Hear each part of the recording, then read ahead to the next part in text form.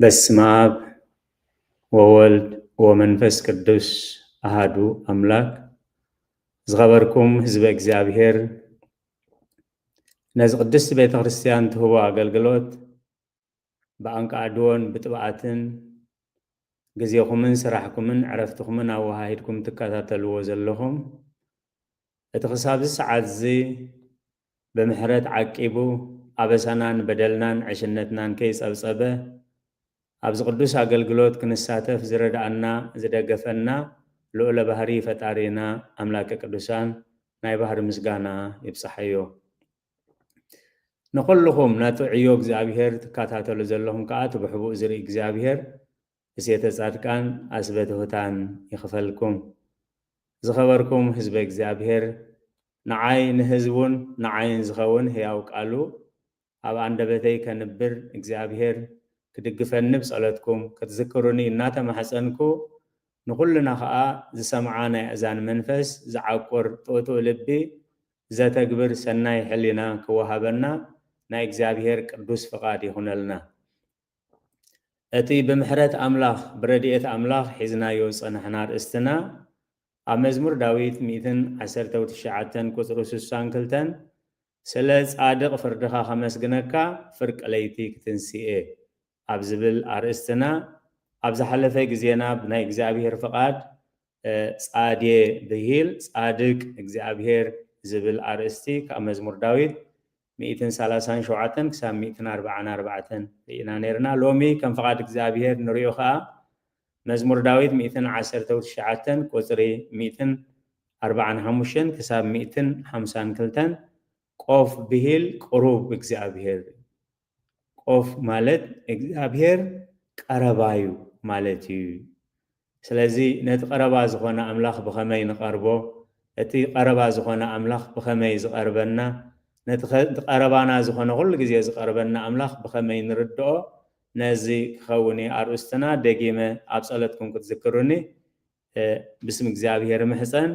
ቆፍ ብሂል ቁሩብ እግዚአብሔር። ቆፍ ማለት እግዚአብሔር ቀረባ እዩ። ኣብ ቃል እግዚአብሔር ብዛዕባ እግዚአብሔር ቀረባ ምዃኑ ከም መእተው ንሪኦ ኣብ ዘዳግም ምዕራፍ 30 ካብ 31 ጀሚሩ እዛ ኣነ ሎሚ ዝእዘካ ዘለኹ ትእዛዛት ንዓኻ ኣዝዩ ዘሸግር ካባኻ ዝረሓቐ ኣይኮነን። ናብ ሰማይ ዝድይበልናን ዘምፃልናን ክንገብሮ ከዓ ዘስማዓና መን እዩ ከይትብል ኣብ ሰማይ ኣይኮነን። ባሕሪ ዝሳገራልናን ዘምፃልናን ክንገብሮ ከዓ ዘስማዓና መን እዩ ከይትብል ድማ ኣብ ስግር ባሕሪ ኣይኮነን። ኣብ ቁፅሪ 14 እቲ ቃል ምእንቲ ክትገብሮስ ኣብ ኣፍካን ኣብ ልብኻን ኣዝዩ ቀረባኻ እዩ። ስለ ቃላት እግዚአብሔር ዝተመስገነ ይኹን። እግዚአብሔር ቀረባ እዩ። ስለዚ ብቁፅሪ 15 ዘዳግም ካብ 30 ምዕራፍ 30 ካብ 11 ክሳብ 10 እየ ዘንብብ ዘለኹ። ኣብ ቁፅሪ 15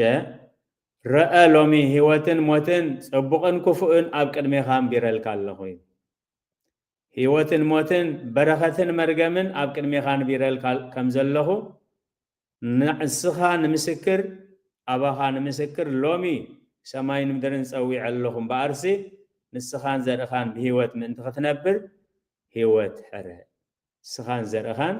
እስኹምን ዘርእኹምን ብህይወት ክትነብሩ ንሕናን ዘርእናን ብህይወት ክንነብር ህይወት ክንሓሪ ቅዱስ ፍቃድ ይኹነልና። ስለዚ እዚ ዝቀረባ ዝኾነ ክገልፆ ከሎ ብቁፅሪ 20 እንታይ ዝብል እንሆ ህይወትካን ምናሕ ዕድሜኻን እሞ ኣብታ እግዚአብሔር ነቦታትካ ንኣብርሃምን ንይስሐቅን ንያዕቆብን ክህቦም ዝመሓለሎም ምድሪ ክትነብርሲ እግዚአብሔር ንኣምላኽካ ኣፍቅሮ ቃሉ ድማ ስማዕ ናብ እውን ልገብ። ስለ ቃላቱ እግዚአብሔር ዝተመስገነ ይኹን። እግዚአብሔር ቀረባ እዩ። እግዚአብሔር ቀረባ እዩ። እግዚአብሔር ንጻድቕ ንሓተ ንኣማኒ ንኸሓዲ ንኽፉኣት ንሕያወት እግዚአብሔር ኩሉ ግዜ ቀረባ እዩ። ክብሪ ንዝኽሪ ስሙ ይኹን። ኣብ ትንቢት ኢሳያስ ምዕራፍ 59 ቁፅሪ 1 ክሳብ 3 ዘሎ እንሆ ኢድ እግዚአብሔር ንምድሓን ሓፃር ኣይኮነትን ከይሰምዕካ እዝኑ ኣይፃንዑኒ።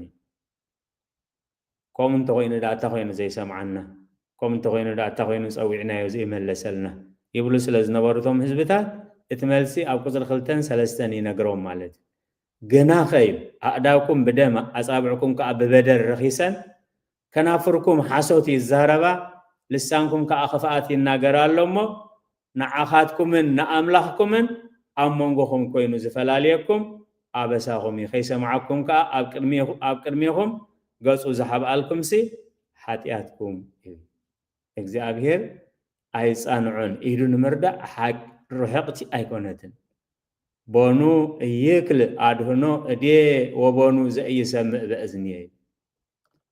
በእዝነይ ዘይሰምዕ ዴ በዓይነይ ዘይርኢ ዴ ጸገምኩም ርኢ ኣለኹ ምህልላኹም ርኢ ኣለኹ እንተኾነ ግን ገና ይተሓጸብኩምን ጸለት ንዓይን ንዓኻትኩምን ኣብ መንጎ ከልካሊ መንደቕ ኮይኑ ዝፈላለየና ዘሎ ሓጢኣትኩም ስለዚህ ዝርእስቲ እዚ ቆፍ ብሂል ቅሩብ እግዚአብሔር ቀረባ ምዃኑ ግን ተቀረባ እግዚአብሔር ነቲ ቀረባ ዝኾነ እግዚአብሔር ከይንርሕቆ ናብቲ ንባባት ከኣትየ መዝሙር ዳዊት 119 ካብ 145 ክሳብ 52 ጥቕስታት እየን ኣብ ቁፅሪ 145 ብምሉእ ልበይ እምህለል ኣለኹ ወእግዚአብሔር መልሰለይ ስርዓታትካ ከሕልየ ናባኻ ምህለል ኣለኹ ኣድሕነኒ ምስክራትካ እውን ከሕልየ ቅድሚ ወጋሕታ ነፂየ ኣወኹ ንቓልካ እጽበእ ኣለኹ ንቓልካ ከስተንትንሲ ኣዒንተይ ነቶም ናይ ለይቲ ሓለውቲ ቀደመኦም ከም ሳህልኻ ድምፀይ ስማዕ ወእግዚአብሔር ከም ፍርድኻ ህያው ግበረኒ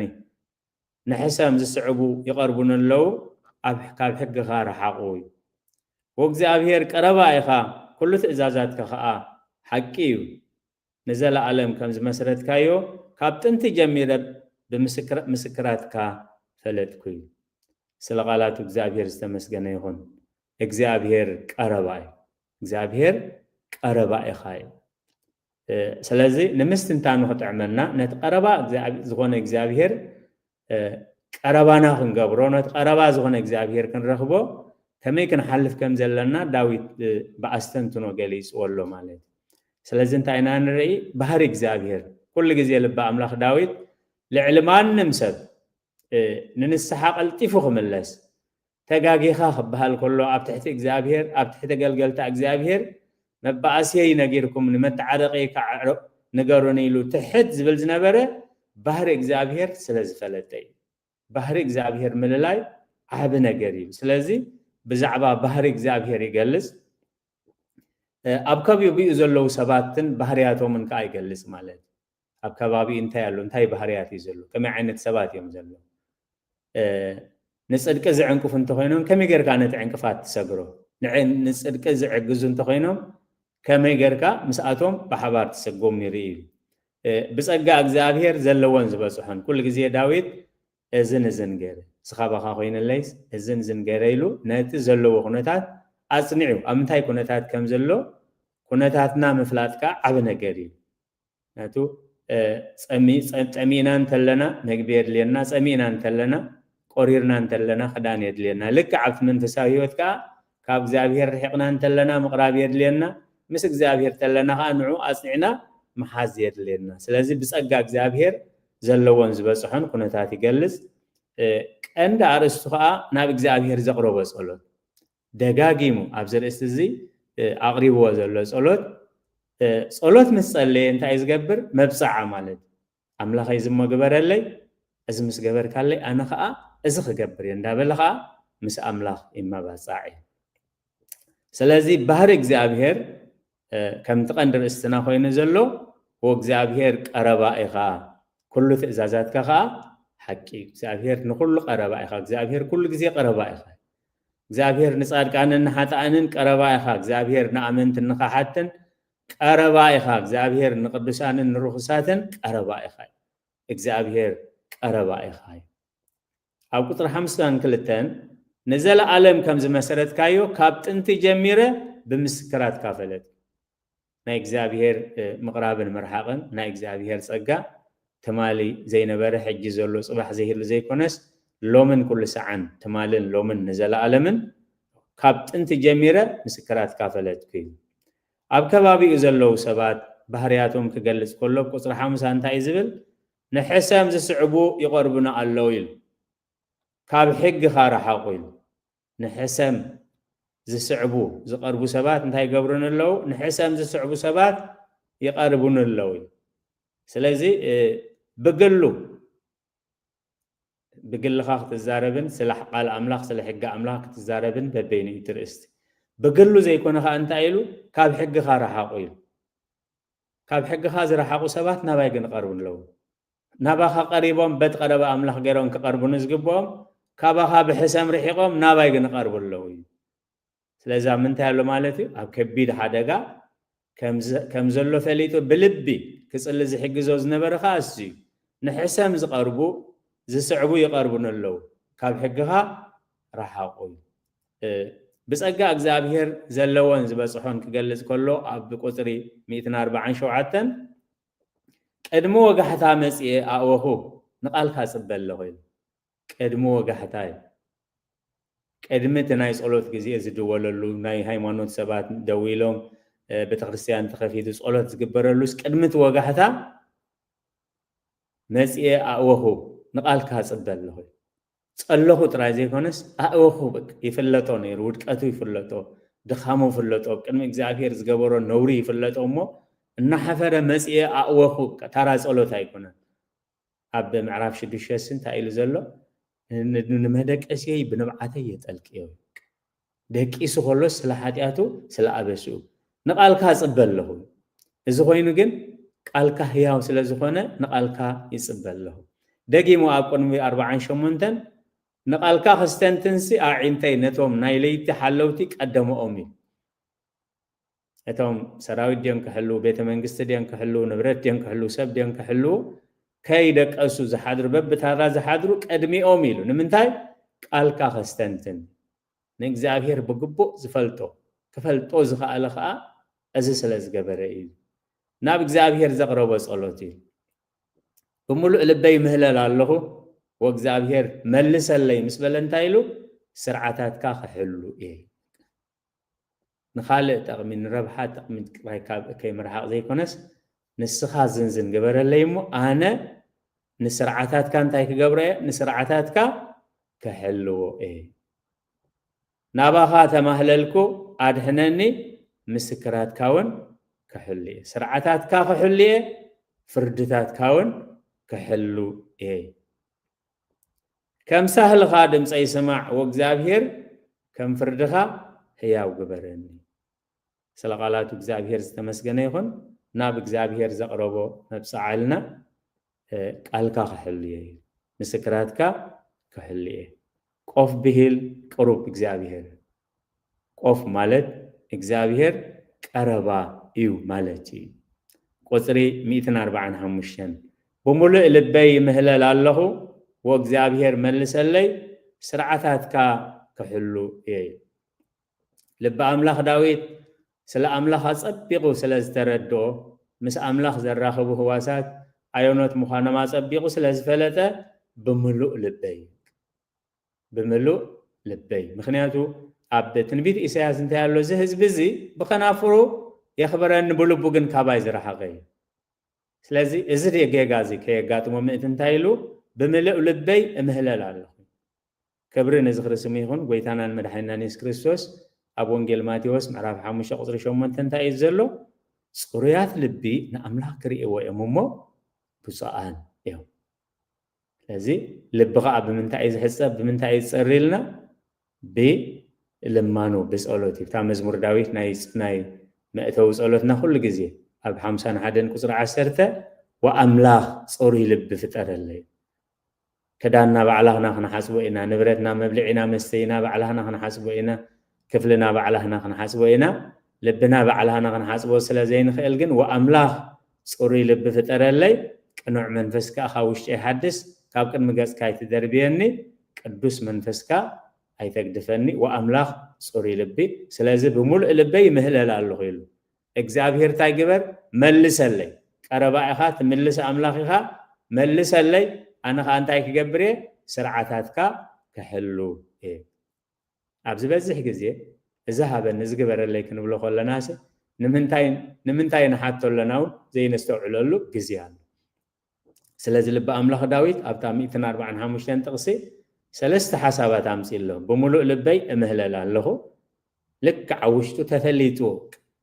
ኣብ መንጎ እግዚኣብሔር ኣብ ልቡ ዝመፁ ካልእ ሓሳብ ኣይነበረን ወእግዚኣብሔር እንታይ ኢሉ መልሰለይ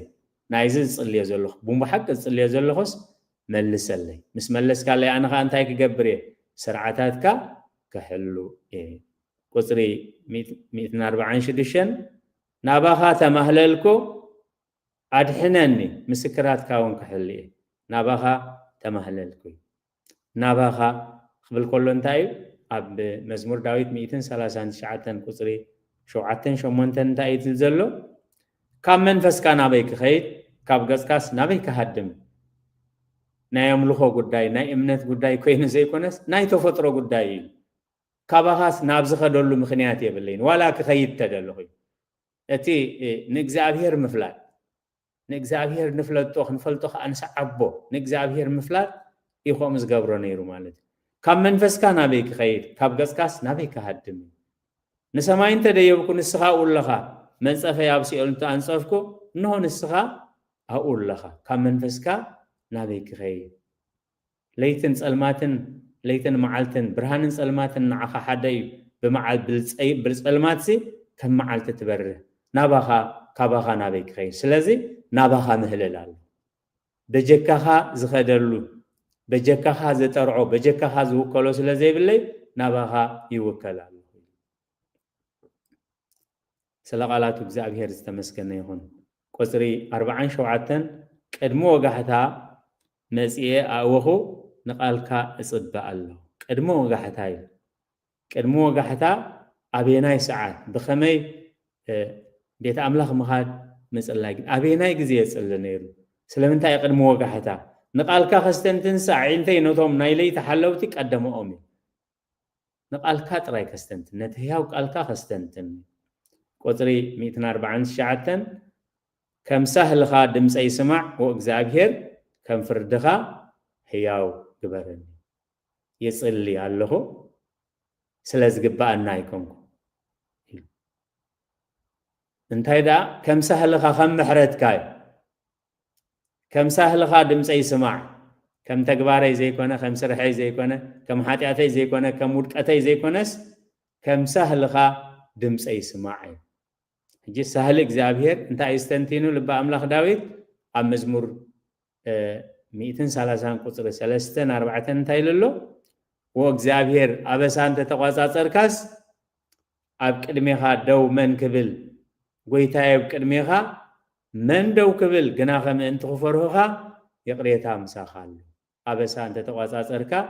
ስለዚ መሓረኒ ዝብለካ ዘለኹ ከም ምሕረትካ ከም ፍርድኻ እምበር ከም ተግባረይ ኣይኹን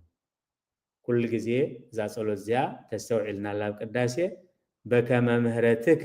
ኣምላክነ ወአኮ በከመ ኣበሳን ከም ምሕረትካ ዳ እምበር ከም በደልና ኣይኹን ከም በደልና ከም ሓሳብና ከም ግብርናስ ምሕረት ዝግባአና ሰባት ኣይኮንናን እሞ ከም ምሕረትካ እዩ ስለዚ ብዜማ ይኹን ብድጋም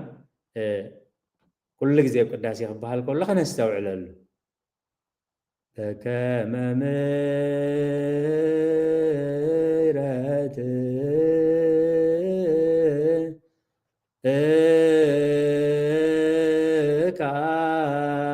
አምላክነ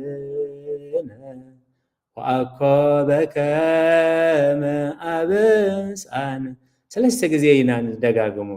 ከም ምሕረትካ ዳ እምበር ከም በደልና ይኹን ከም ምሕረትካ ዳ እምበር ከም በደልና ከም ሳህልኻ ድምፀይ ስማዕ ሓጢአቱ እንዳዘከረ በቲ ዝገበሮ ውድቀት እንዳፈንፈነ ነቲ ሓጢአት እንዳጸለአ ነቲ ጠቢቕዎ ዘሎ እንዳጸለአ በዚ ዝገበርክዎ በዚ ዝሓለፍክዎ ምሕረት ዝግባአኒ ይኮነን ኢሉ ግን እንታይ ከም ሳህልኻ ድምፀይ ስማዕ ኢሉ ወእግዚአብሔር ከም ፍርድኻ ህያው ግበረኒ ኣብ ምክንያቱ ሓጢአት ተጸባጸብካ ኣብ ቅድሜኻ መን ደው ክብል ስለዚ ነቲ ምሕረት ኣምላኽ ኣብ ሓድሽ ኪዳን ኣጠቃልል ኣቢሉ ብዛዕባ እቲ ጥፉእ ወዲ ወንጌል ሉቃስ ምዕራፍ 15 ብዛዕባ እቲ ጥፉእ ወዲ እግዚኣብሔርሲ ኣብቲ ዝወደቕናሉ ናብኡ እንተዳኣ ተማሊስናሲ نايت مال زي صبا املاخ مخانو اب قصر 10 تنسيو نابو خده ابو دما غنا روحو كله رايومو دنغصلو غيو خا بخسادو حانيق وسعامو ابو غنا كابرحو كله يق سلازي كم سهل خاي املاخ كم سهل خا محارن كم تغباري ايهون اب قصر 10 حدن اتوددما ابوي نسماي ناب قدمي خان حاتيات غبركو دقيم ودخا خبهال اي بقعني ابو غنا نباروتو بولس كدا نامزيكم كدنو قلبت ابصابعو اسانو نابغارو اتولو از وداي ميت نيرو حاو يطفي نيرو ترخيبي امو سبحت لا مامزيكم حردو نبلع نتحقوس بلوم كحقوسو دما جمر وبزاغير كم سهلخا محرن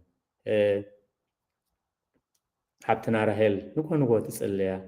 كم بزح مهرات كاتبلو أزياتن كفن نسأليه ولا درجة نكون نقول أخا تسأليه مالت كم بزح سايلخا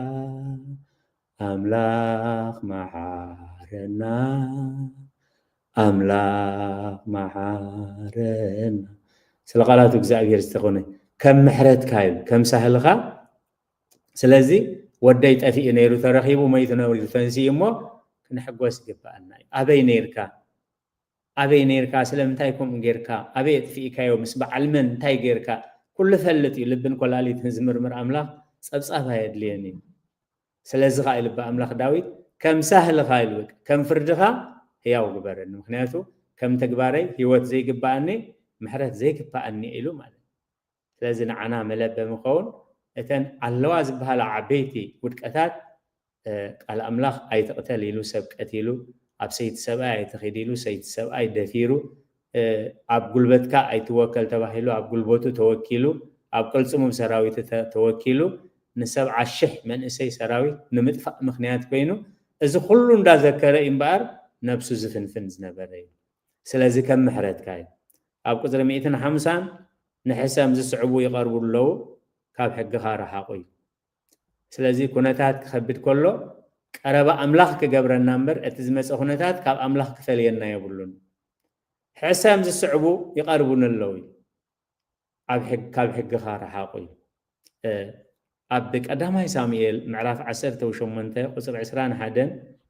ساول نمفنطرا ختكونو نغوالو كهبو خحسب كله انتي تصحيف زلو داويت غنا بمستوعل ياتن يوص النبري اتزدالو ولو زنبره مفنطرا قليل ነገር አይኮነኒ ስለዚህ ነተዓባይ ጓሉ መስአበዩ እንደገና خالاي ካኒ ይዛሐቶ ማለት ቀዳማይ ሳሙኤል ምዕራፍ 18 ቁጥር 21 ሳኦል ድማ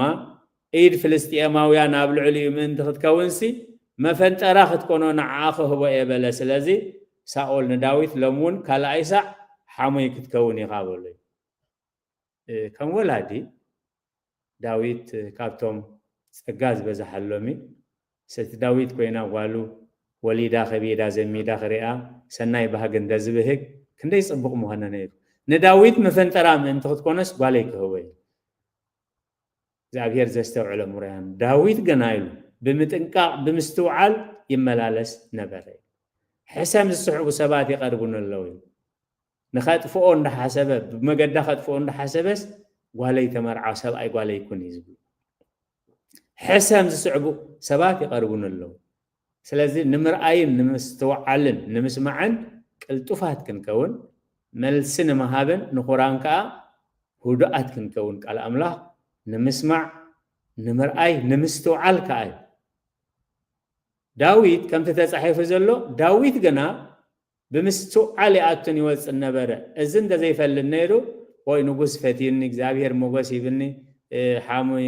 سباي قال نغوس كوينه سباي قال نغوس تخينه نغوس كوينه هم يلي كحسب تراسب كوم يزحسب داويت غنا يلو زمعراف زنترينا بمستو عل ياتن يوص النبره سلقالاتو እግዚአብሔር استمس ስለዚህ حسومات سبات يقربون اللوي حسومات ስለዚህ قربها حنا ከተፈድም ሰዓቱን ክትመልስ بزو خد وقت كيد بزو ودق وقت ودق زي كونس اب تحسم زلو اوان كمي غرنا مس املاح نطبق زخوانه يكون كنتات قرب املاح كغبرنا نمبر زخوانه يكون صبؤ هون حسوم مكره هون رهوا صقاب هون تميت كاب إجزابير كفلينا يبلون كومي زستنتن لبا أملاخ داويد أب 250 حدن قطر 250 حدن من الوقت دونكيهم زعتهم تلهم أم مزمور داويد 219 كاب بربعان حموشن كساب 50 كلتن إنا بزب صبحات زنستن تنزلنا وإجزابير قربايخا كل تزازات كخا حقي سبات نخوغدوخا سبات نخلبلصلكا كقربو يخل يوم እግዚአብሔር ግን ቀረባይኻ كل تزازات كخا حقي حقيኻ حقኻ ትገብር ኣለኻ ወእግዚአብሔር ቀረባይኻ ኣብዘ ፍጥረት ሰለስተ ትሽዓተ እንታይሉ እግዚአብሔር አምላኽ ደማና አዳም ጸዊዑ አበይ ኣለኻ በሉ አዳምን ሔዋንን ካብ እግዚአብሔር እንዳሃደሙ ከለው እግዚአብሔር ግን ደድሕሪዮም እንዳኸዳ አበይ ኣለኹም እጅ ታሪክ ገርና ከይንወስዶና አዳምን ሔዋንን ከምዚልዎ ንዓይን ንዓኹምን ንዓይን ንዓኻን ንዓይን ንዓኽን ንዓይን ንዓኻትኩምን አበይ ኣለኹም አበይ ኣለኹ ደድሕሪዮም ንሶም ካብ እግዚአብሔር ከሕቦዮም እግዚአብሔር ከዓ ደድሕሪዮም እንዳኸደ ባህር እግዚአብሔር እዚ ቀረባይኻ አበይ ኣለኹም መሊሶም ልተረዲዎም عراقنا بمخانا كابها قالكا سمعنا فرحنا نتذهب كنا نهيوت نايم حرت كدان سلازفرسنايو فرحنا اب قدميها مقام سي الناس كابها خنهدم اب زقيف اب زقوزلي كنحب ان فتنا لنا እግዚአብሔር መስገን መልሶም እግዚአብሔርና አዳምን ጥና ይኮነን اب ዘፍጥረት 4:9 ንቃይል ከንታ ኢልዎ አብየል ሐውኻ በየሎ ኢሉ አብየል ሐውኻ አብያሉ እግዚአብሔር እንደዚህ ይዝቀርብ ደም መሰፍሰሰነት መጠንቅቅታ አምላኽ ምስራሐቀ እዚ ዲገሩ ኢሉ አምላኽ ጽቂሉ ናብ መቅጻዓት ወይ ናብ ፍርድ አይከደን ወቃኤል አብየል ሐውኻ አብያሉ ቃኤል አይመለሰን አና ሐላው አብየል አይኮንኩን አነ ትእዛዝ ካፍሪሳ ወይ ቀቲለ ነፍሰይ ጎዲኤ ኣብ ከምዘለሁ ኣብ መቕዛን ኣለኹ እንደዝብል ጻዋዒት ንስሓ ኢነይሩ ቦኑ ኣነ ኣቃቢሁ ለኣብየል ብጣዕሚ እዘስ ደምም ማለት ኣነ ሓላው ኣብየል ዳ መንገይርካ ሓላው ኣብየል ግን ስለምንታይ ቀቲልካ እንሆ ደም ሓውኻ ኣብታ ደም ሓውኻ ካብ ኢድካ ዝተቐበለት ንዘለኣለም ርጉም ኩን ስለዚ ቃኤል ኣብየል ኣብያሉ ቀረባ ኢኻ ወእግዚአብሔር እንታይ ኢኻ ቀረባ ኢኻ ኩሉ ትእዛዛትካ ኸ እንታይ እዩ ሓቂ ሓራኸ ተውፃእኩም እግዚአብሔር ቀረባ እዩ ብርግጽ እግዚአብሔር ቀረባ እዩ ንሕያወትን ንሕሱማትን ንጻድቃንን ንሓጣንን ንኣመድን ንኻሓትን ንቅዱሳንን ንርኩሳትን እግዚአብሔር ቀረባ እዩ ቀረባ ዝገብሮ ኸዓ ንንስሓ ስለ ዝፀውዕ እዩ ኣብ ትንቢት ኢሳያስ ምዕራፍ 65 ቁጽር 1-2 እንታይ ዝብል እቶም ግደይ ዘይገበሩ ደለዩኒ እቶም ዘይደለዩኒ ድማ ረኸቡኒ ነቲ ብሰማይ ዝተሰሚ ህዝብኻ እኔሁ በልክዎ እዩ ኣብ ቁጽር 2 ነቲ ሰናይ ብዘይኮነት መገዲ ደድሕሪ ሓሳባት ርእሱ ዝመላለስ ዓመፀኛ ህዝቢ ሙሉእ መዓልቲ ኢደይ ዘርጋሕ ኩሉ ክብሪ ንዝኽርስም ይኹን ኣዴታትና ተላኢኽና ጸኒሕና ክንፃወት ጸኒሕና ክንመጽእ ከለናሲ ኢደን እንዳዘርጋሓ حقوف كبلها خلوا أب حقوفي ولاديتك كندو أمامك زسمعكاسي أب حقوف أملاك كذا أمي حقيفو سعمو إذا بهاي الزلو أبو أجنا حقيفو سعمو نتسناي بزي كونت هزبي ددحر حساب رؤوس زمالالس على ونيا هزبي ملو معلتي إيدي زرقها كله إيدي زرقها كله أب مونجل ماتيوس معرف 23 في مودأتا كم تدرهو نشقاويتات تأكب بخنافات تأكب سي ندقق خندهي كزي خأكبهم زي دلخو نسخجن تايكونكي نسخجن أبخي سلازينتي كأرباز هنا أملاخ بخمي مقاد خم نقاربو لبا أملاخ داويد بيهو تاستنتيني ناتي بسناي زي كونت مقادي ددحر حساب رؤسو زمالالس على ونيا هزبي ملوء معالتي إيدي زرقح كله سلقالات እግዚአብሔር ዝተመስገነ ይሁን ኣብ መዝሙር ዳዊት 145 ቁጽር 15 እግዚአብሔር ንዝጽውዕዎ ኩሎም ብሓቅ ንዝጽውዕዎ ቀረብኦም እዩ ስለዚህ ማዓሲ እግዚአብሔር ቀረባ ዝኸውን ማዓሲ እግዚአብሔር ከዝርሕቕ ነቲ ዝቀረበ ዝረሓቕናዮ ኣምላኽ ብኸመይና ንቐርቦ እግዚአብሔር ቆፍ ብሂል ቅሩብ እግዚአብሔር ቀረባ እዩ ካብዚ ዝዓቢ ብስራት ካብዚ ዝጥዕም ብስራት ከዓ የለን እግዚአብሔር ቀረባ እዩ ንሰባይ ኣይትጠምት ኣብ ሰማይ ኣይኮነን ዘሎ ባሕሪ ተሳጊ ክትሳገር ኣይትለ ኣብ ባሕሪ ይኮነን ዘሎ እዩ እቲ ቃል እንታይ ኢሉ ምእንቲ ክትገብሮ ክትጸድቀሉንሲ ኣብ ኣፍካ ናብ ልብኻን ቀረበኻ እዩ ፈቃድ እቶም ዝፈርህዎ ይፍጽም ኣውያቶም ይሰምዕ የድሕኖም ከዓ እዩ እንታይ ይገብር እግዚአብሔር ፈቃድ እቶም ዝፈርህዎ ይፍጽም ኣውያቶም ይሰምዕ የድሕኖም ከዓ እግዚአብሔር ቀረባ እዩ ኣብ ራእይ ምዕራፍ 3 ቁጽሪ 20 እንታይ ዝብል እንሆ ኣብ ደገ ቤት ደው ኢለ ማዕጾ ኳሕኳሕ ኣብል ኣለኹ ማዕጾ ልቦና እዩ ማለት ማዕጾ ልቦናና እዩ ተመለሱ ተነስሑ እንሆ ኣብ ደገ ደው ኢለ ኳሕኳሕ ኣብል ኣለኹ ሓደ እኳ ድምፀይ ሰሚዑስ ማዕጾ ተኸፈተለይ ናብኡ ከኣቱ ምስኡ ከዓ ክድረር ንሱ እውን ምሳይ ኣብ ነፍሲ ወከፍ ገዛ ኣላ እዛ ስእሊ እዚኣ ኣብ ነፍሲ ወከፍ ገዛ ኣላ ብዙሓት ናይ ትምህርቲ ሃይማኖት ሊቃውንቲ እዛ ማዕጾ እዚኣሲ ብደገ መፍትሒ የብላን ብደገ ቀለቤት ወይ ማንዋል የብላን ማለት ሕዛ ኣቢልካ ተኸፍታ ኣይኮነትን እቲ ኣብ ውሽጢ ዘሎ ጥራይ ብሰናይ ፈቃዱ ክኸፍተልካ ዘለዎ ስለዚ ሓደ እኳ ድምፀይ ሰሚዑ ማዕጾ እንተኸፈተለይ ናብኡ ከኣቱ ምስኡ ከዓ ክድረር እየ ንሱ እውን ምሳይ ቁጽሪ 21 ከምቲ ኣነ እውን ዝሰዓርኩሞ ምስ ኣቦይ ኣብ ዝፋኑ ተቐመጥኩ ነዚ ስዕር ኣብ ዝፋነይ ምሳይ ክቕመጥ ክህበ እየ ክብሪ ንዚ ክርስም ይኹን ንዓና ንሓመድን ሓሙኽሽን ዝተዋህበ ተስፋ እዩ ኣብ ዝፋነይ ምሳይ ክቕመጥ ነዚ ክፈቕደሉ እየ ግን እንታይ ኢሉ ኣብ ቁጽሪ 22 እዝኒ ዘላቶት መንፈስ ንማሕበራት ዝብለን ዘሎ ይስማዕ ትሰምዕ ዘላቸው ኣብቲ ዝፋነይ ምሳይ ክቕመጥ እንታይ ማዕጾ ካሕኳሕ ክቕብል ከሎ ልቢ ማዕጾኹም ክኳሕኩሕ ከለኹ ልቢ ማዕጾኹም ተኸፊትኩም ለይ ኣነ ምሳይ ንስኹም ከዓ ምሳይ ኣነ ምሳኻትኩም ነቲ ዝስዕር ከዓ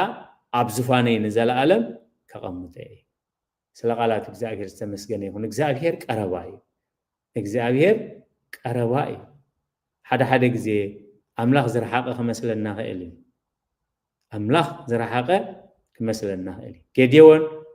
መልአኽ ኣምላኽ መፅዩ ኣታጅግና እግዚአብሔር ምሳኹም እዩ እግዚአብሔር ምሳኻ ኣሎ ክብሎ ከሎ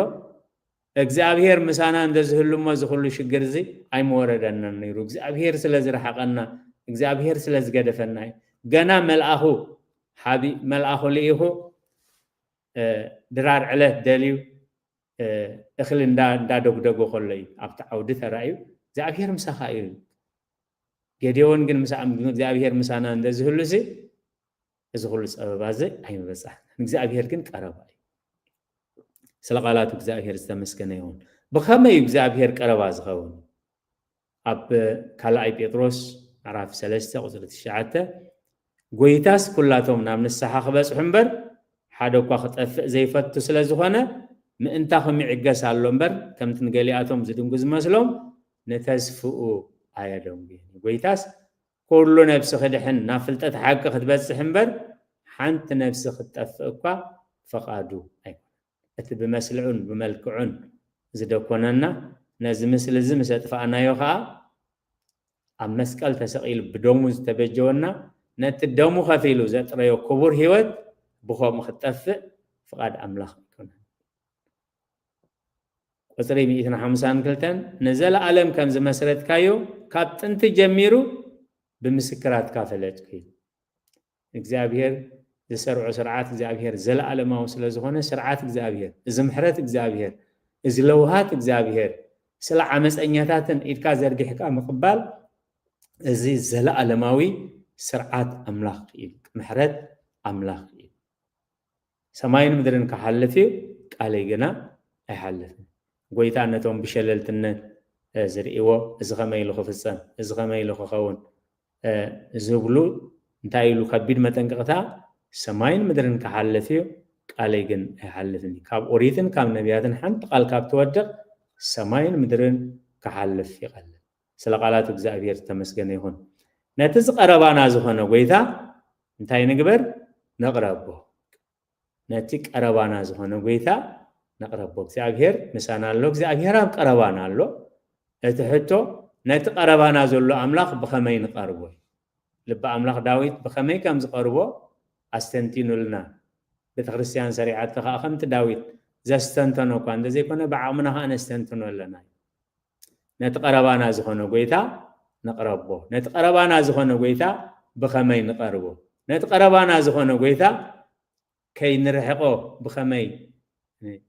ብኸመይ ነስተውዕል እግዚአብሔር ዘስተውዕሎ እምሮ ይሃበን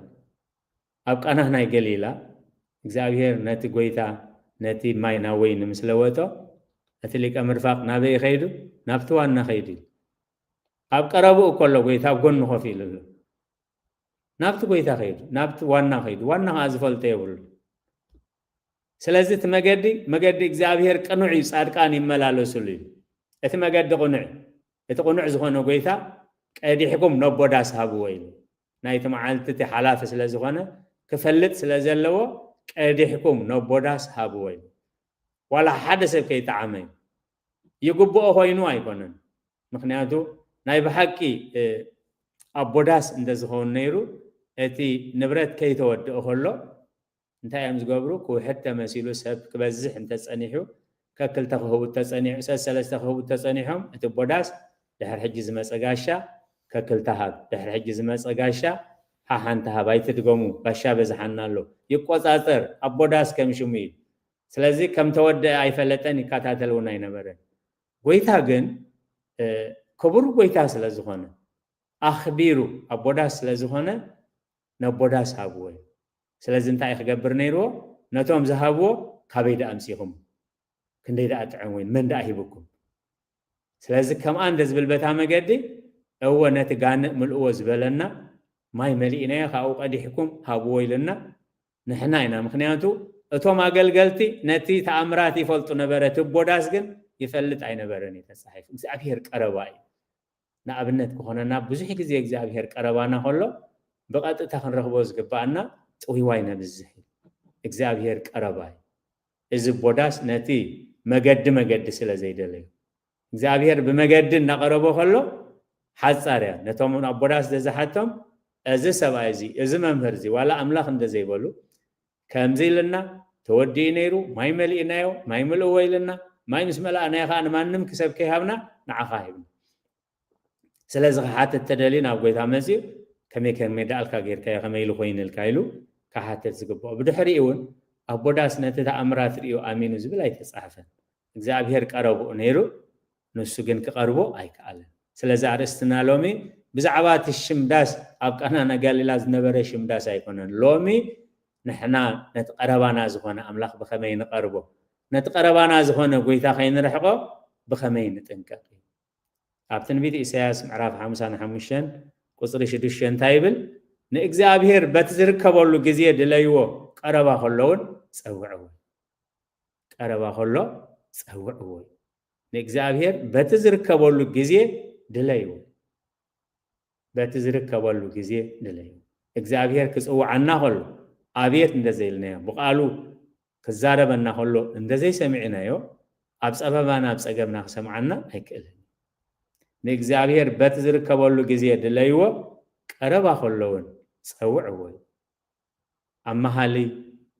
ተፃሒፉ ከም ዘሎ እታ ፍትውቲ ነቲ ፍቁራ ካሓታ ከሎ ማዕፆ ኳሕኩሕ ከብል ከሎ ሕጂ እግረይ ተሓፂበ ክዳነይ ኣውፅየ ሕጂ ክኸፍተካ ኣይክእልን ሕጂ ክኸፍተካ ኣይክእልን እግራ እንተተሓፀበቶ ካልኣይ ክትሕፀቦ እንታይ መተፀገማ ክዳና እንተውፀቶ ክዳና ክትክደኖ እንታይ መፀገማ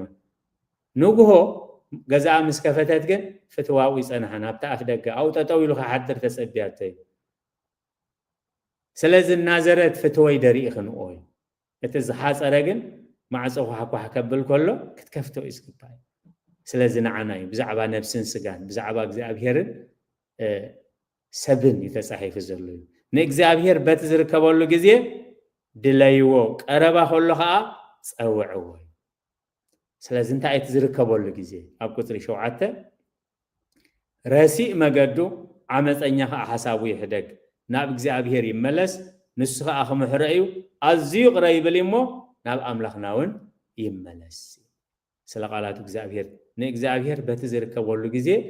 دليو حج جزء نإجزابير ندليلو قص إجزابير ندليلو الجزء حجي نإجزابير بتزرك والله جزء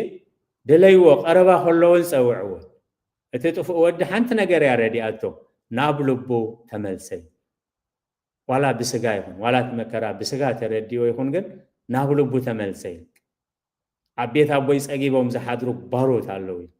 عبيت أبوي كم ولد زي كونس عبيت أبوي كم باري أخوينا خنبري سلزخاي راسي مجدو عمز إنها حسابي حدقي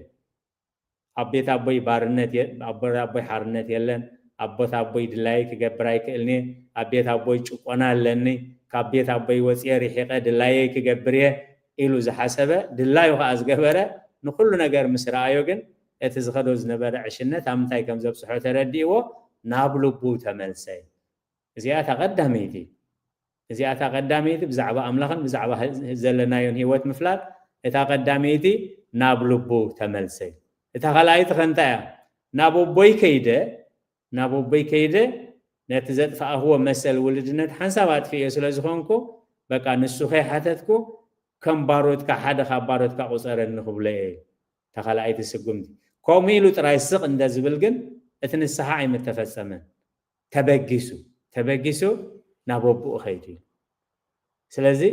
نابوبو مسكده ابو غنا كابرح رايومو حقيفو خاصعمو نእግዚአብሔር በትዝርከበሉ ጊዜ ድለይው ሕጂ ምሕረት አምላኽናይ ሕጂ ናይ ንስሐ ጊዜ ናይ ሕጂ ናይ ፍቅረ አምላኽ ሕጂ አፍ ደገ አምላኽ ልብ አምላኽ ተኸፊትሉ ሕጂ አምላኽ ቀረባ አሎይ